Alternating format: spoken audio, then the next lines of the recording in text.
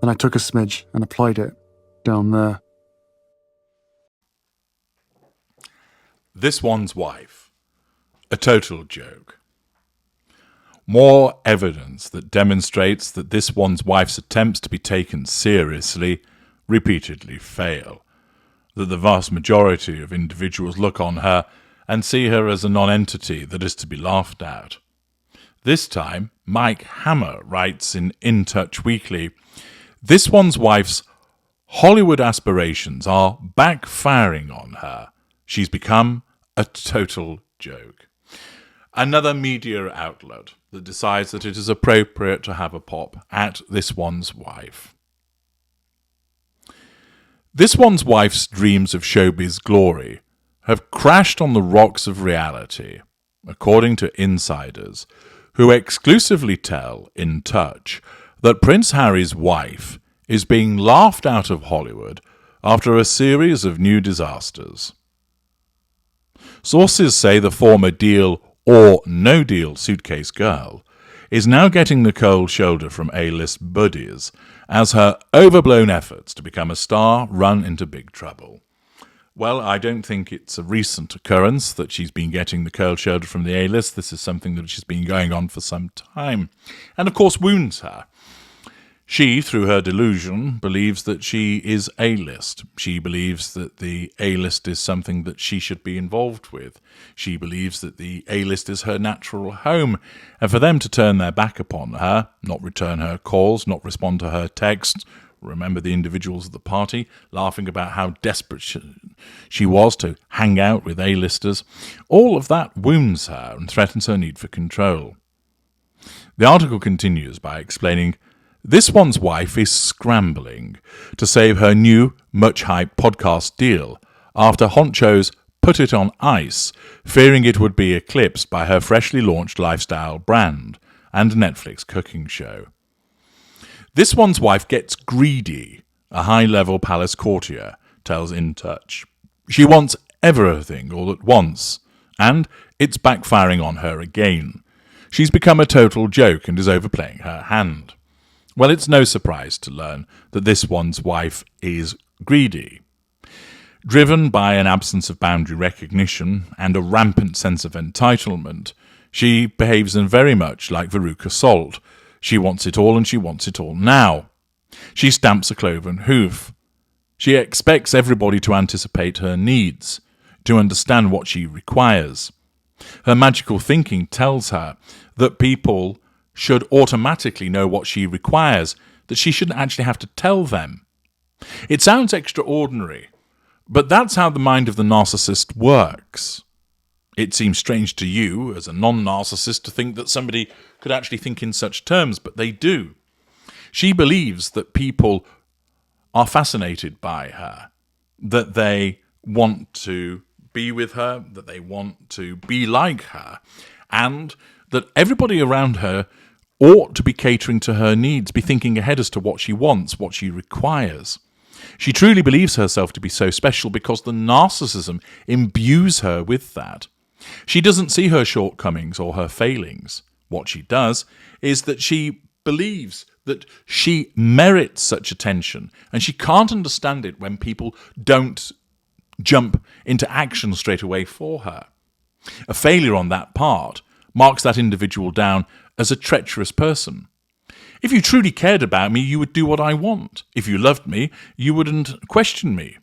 And therefore, anybody that doesn't do what she wants, anybody who isn't standing to attention, ready with what she requires, even though she hasn't actually told them what she requires, is viewed as a bad person. The article continues by explaining, insiders say the former Suits actress, 42, and 39-year-old Harry seem to have run out of money-making royal spins after being ostracised by their British kin for peddling sensationally revealing details in books, interviews, and a TV documentary. And now need a new way to fill the coffers, residual benefits. Almost everything they've tried has ended in disaster, dishes the courtier. The Sussexes lost their $20 million Spotify deal last year and were branded fucking grifters by disappointed senior executive Bill Simmons, who was livid over their work. Hollywood is glam and glitz on the outside, but the real stars have worked hard for their success. And you get the impression hard work isn't really this one's wife's thing, reveals a showbiz source. Indeed, it is not. There are those celebrities, those Hollywood stars, who have worked hard. There are, of course, many narcissists in that environment, but you can have hard-working narcissists also. Yes, they behave in an entitled way, but their brand of narcissism recognizes that putting to work their actual talent reaps greater reward. There are, of course, the narcissists such as this one's wife who believe that everything should be provided to them on a silver platter with a minimum of effort. Ally that with the fact that she's not particularly interesting, has no charisma and no talent, it's a recipe for disaster. Her narcissism plus her inherent boringness equates to not a lot. The article continues by explaining, she was a nobody when she married Harry in 2018. Entirely true. We only know about her because she is this one's wife, but immediately thought she deserved a place at the A-listers' table, sense of entitlement. Now, after all her failures, those A-listers and the royals are laughing at her.